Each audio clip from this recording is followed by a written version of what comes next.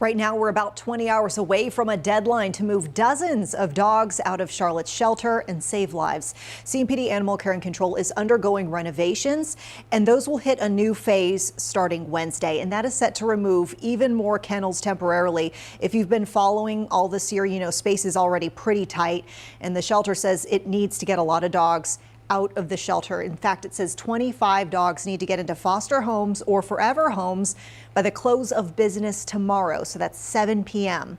Doing so can help avoid dogs being put down due to lack of space. By the way, you can scan this QR code at any time to access our web story, where we can connect you with the pictures and bios of adoptable and fosterable dogs, as well as the application to foster with CMPD Animal Care and Control. But we did want to take some time to share a few of the dogs the shelter has highlighted as having been there either the longest or are in the greatest need of getting out. So we'll start with Goober. Goober's about 2 years old and 40 pounds. Volunteers describe Goober as loving and playful and treat motivated, which is great if you're trying to train.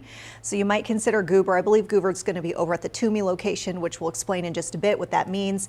Preston, meantime, 1-year-old, 60 pounds. Volunteers say he is sweet, but in desperate need of a kennel break. He is very, very stressed at the shelter, so would really enjoy getting out.